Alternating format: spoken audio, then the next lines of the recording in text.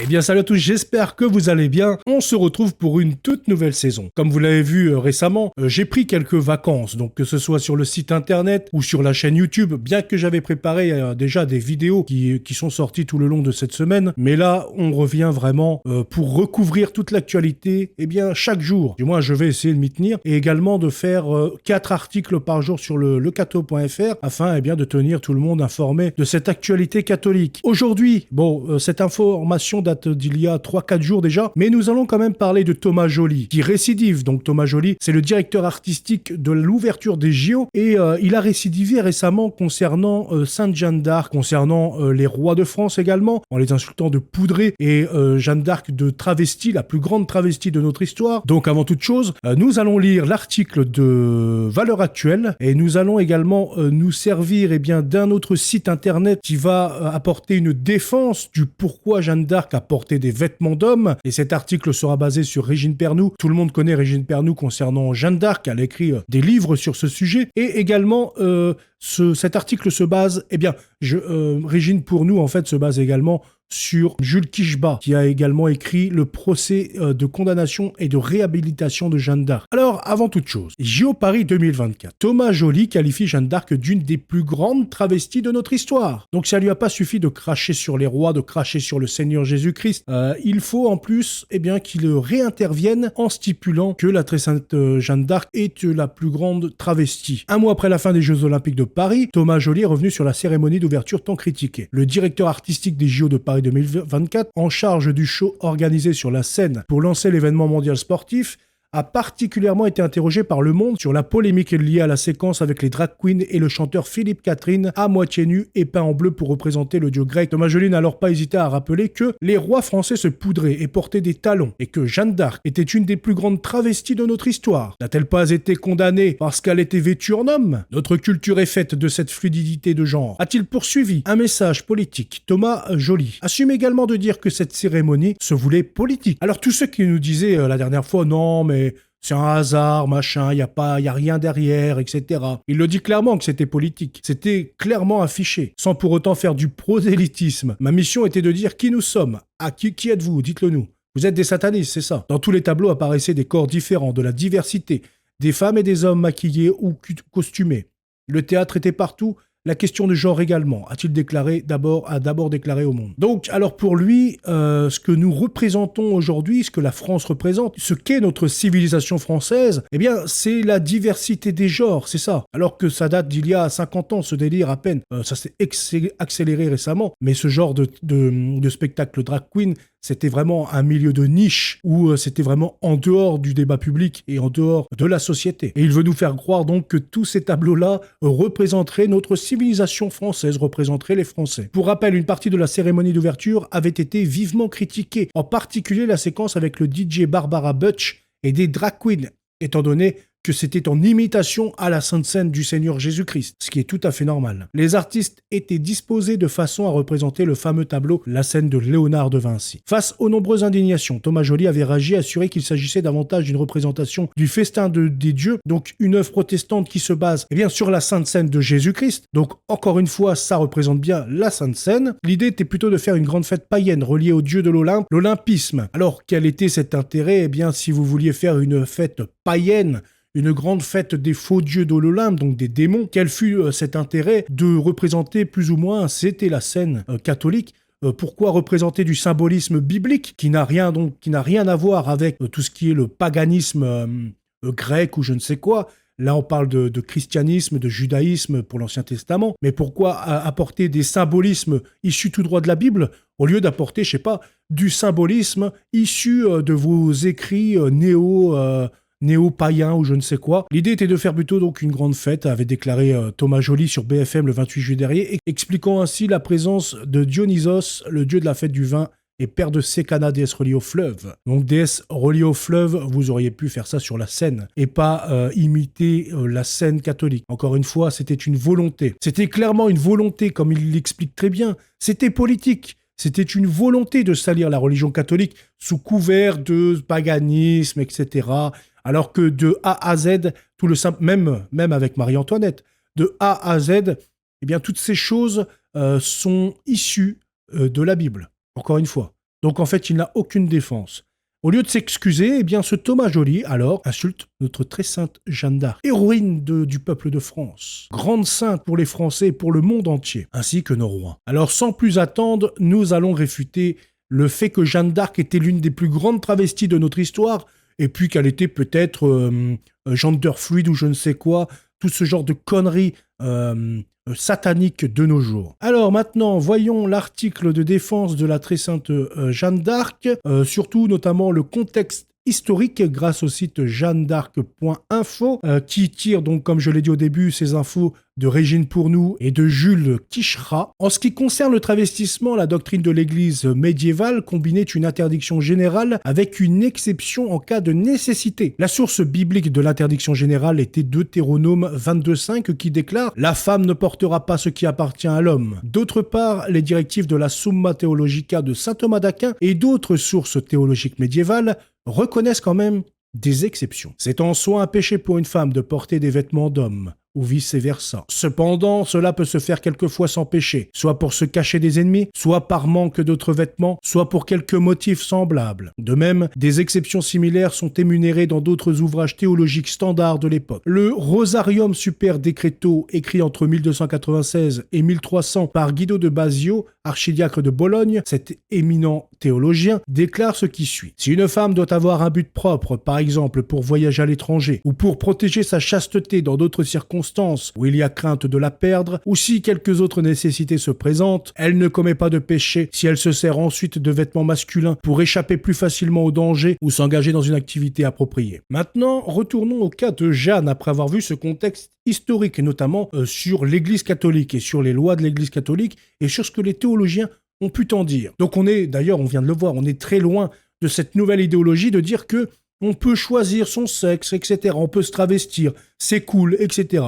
Là, non, c'était pour protéger sa vie ou pour protéger sa chasteté qui était réservée au Seigneur Jésus-Christ. Jeanne adopte pour la première fois des vêtements masculins à Vaucouleurs le 22 février 1429, avant de se lancer dans son périple pour obtenir une audience avec Charles VII à Chinon. Il existe des témoignages oculaires de 2 des soldats qui l'ont escorté à travers le territoire occupé par l'ennemi de Vaucouleurs à Chinon. Jean de Metz et Bertrand de Poulengy qui ont décrit les circonstances dans lesquelles elle est passée d'un habit de femme à un vêtement de soldat. Jean de Metz raconte « J'ai vu Jeanne vêtue d'un costume pauvre, d'une robe rouge de femme, et je lui ai demandé si elle avait l'intention d'aller à Chinon, habillée elle-même.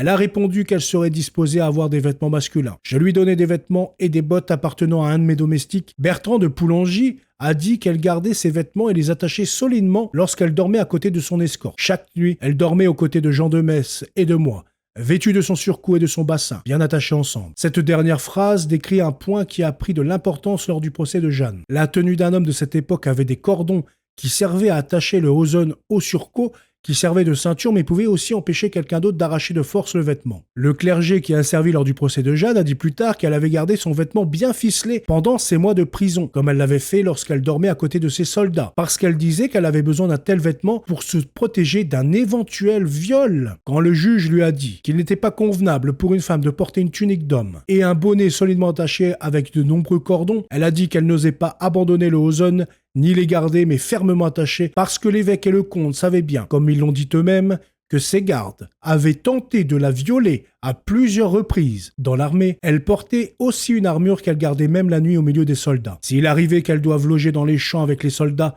elle n'enlevait jamais son armure. Chaque fois que ses vêtements de soldat n'étaient pas immédiatement nécessaires en campagne, on disait qu'elle recommençait à porter ses vêtements féminins. Une source du XVe siècle le dit. Quand elle descend de son cheval de guerre, elle reprend ses vêtements féminins habituels. Après avoir été capturée en 1430 lors du siège de Compiègne, Jeanne est donc livrée aux Anglais, emprisonnée puis jugée pour hérésie par un tribunal dirigé par Pierre Cochon. L'un des membres du tribunal, Guillaume Manchon, se souvient.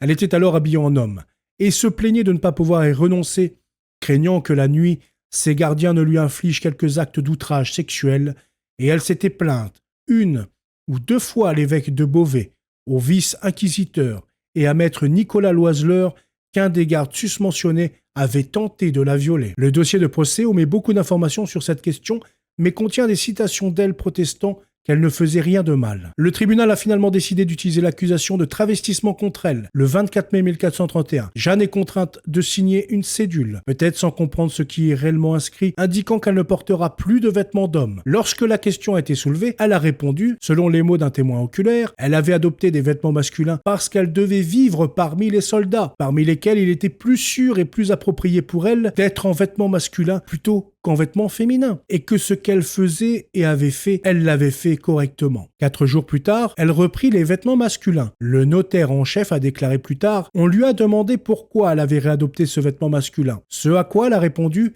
qu'elle l'avait fait pour la protection de sa virginité, car elle n'était pas en sécurité lorsqu'elle portait des vêtements féminins avec ses gardes qui avaient essayé de la violer, ce dont elle s'était plainte donc à plusieurs reprises, comme on le disait plus haut, et que les juges lui avaient promis qu'elle serait placée sous la garde et dans les prisons de l'Église, et qu'elle aurait une femme avec elle, c'est-à-dire une religieuse suivant la procédure inquisitoire, disant en outre que s'il plaisait au Seigneur juge de la placer dans un endroit sûr, où elle n'aurait pas peur, alors elle était prête à réadopter des vêtements féminins. L'huissier de justice qui se souvient qu'en fin de compte, les gardes anglais ne lui ont pas laissé d'autre choix que de remettre les vêtements masculins, quand elle a dû sortir du lit, elle avait demandé à ses Anglais, à ses gardes, « Lâchez-moi pour que je puisse me lever ». Et puis l'un de ses Anglais lui enleva les vêtements féminins qu'elle avait et ils vidèrent le sac dans lequel se trouvaient les vêtements masculins et jetèrent ses vêtements sur elle en lui disant « Lève-toi ». Et ils rangèrent les vêtements féminins dans le sac susmentionné. Et comme elle l'avait dit, elle revêtit le vêtement masculin qui lui avait été donné en disant « Messieurs,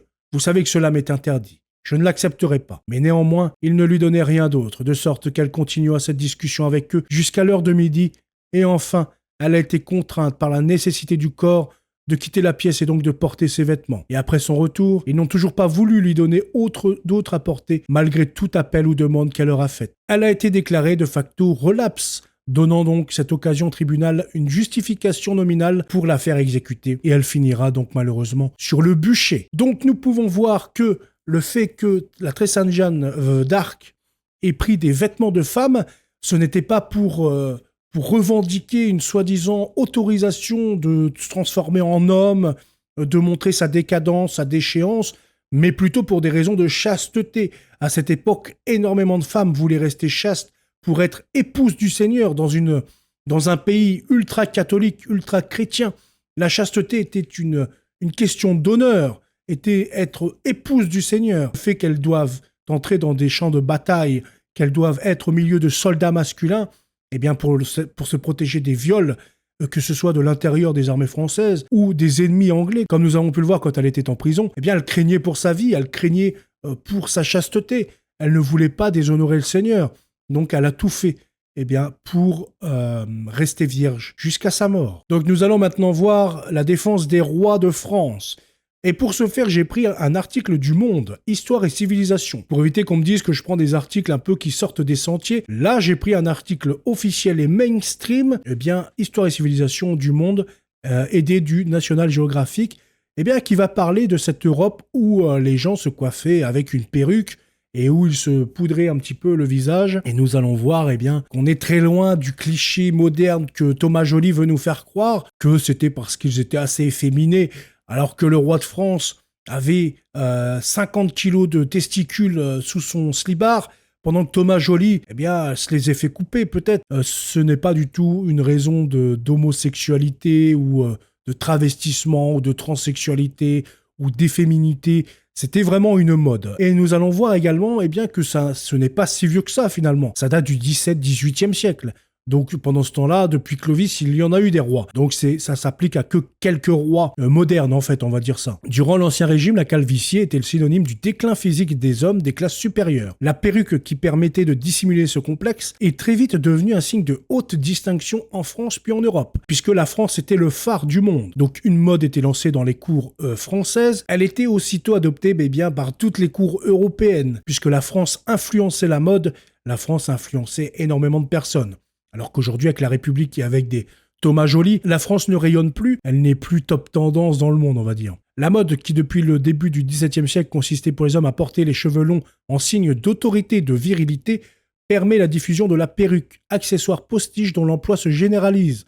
C'était d'abord une solution pour les nobles qui perdaient leurs cheveux en vieillissant ou en raison d'une alopécie précoce. La calvitie était mal vue, non seulement en raison du préjugé l'associant au déclin physique masculin, mais aussi parce que, bien souvent, elle était une séquelle de la syphilis, maladie vénérienne faisant des ravages à cette époque. En France, donc, le roi Louis XIII décide des modes, présumant que sa calvitie prématurée peut nuire à son image publique. Il décide de la dissimuler sous une chevelure artificielle, provoquant une émulation chez ses courtisans. Donc quelques décennies plus tard, c'est Louis XIV qui est confronté au même problème. Car si le roi peut s'enorgueillir d'une belle crinière durant sa jeunesse, il perd ses cheveux après une maladie et décide de recourir à des perruques fabriquées avec des cheveux humains. Donc là, ce fut le moment où la France se développa également concernant la barbe, concernant les perruques, les cheveux, etc. Ça a permis de faire des gros magasins de luxe de perruques, etc. pour faire marcher l'économie française. Une fois implantée à la cour, la perruque devient un accessoire convoité par d'autres classes sociales. Les magistrats, les ecclésiastiques, les financiers, les commerçants, artisans de renom, haute démysticité, sans oublier les perruquiers eux-mêmes. Tous cherchaient à gagner en dignité en imitant leurs supérieurs. Donc voilà concernant les perruques et les poudrées. Donc nous pouvons dire que c'est un signe de virilité au contraire. C'est pas un truc de LGBT où on va se mettre une fausse perruque pour ressembler à une gonzesse parce que depuis sa jeunesse on se sent pas bien dans son corps, etc. Là il est question d'une calvasse, il est question de virilité, de représenter l'image de France. Aujourd'hui on n'est plus habitué à tout ça, puisqu'aujourd'hui on voit des présidents qui sont complètement des candoles, ils acceptent de se soumettre à n'importe qui, etc. Ils n'ont plus le respect d'eux-mêmes, ils ne représentent plus le peuple français, ils ne sont plus le père de la nation comme les rois l'étaient. Les rois devaient montrer une image sérieuse, une image virile, une image de père de famille, de père de la nation. Ah, c'était comme ça les modes de cette époque, on ne peut pas juger. Nous qui sommes contemporains, en tout cas, ce n'est pas du tout, comme Thomas Joly le dit, ce n'est pas une question de transsexualité ou je ne sais quoi. J'espère que cette vidéo vous aura plu, je vous souhaite une très bonne journée, à bientôt, salut.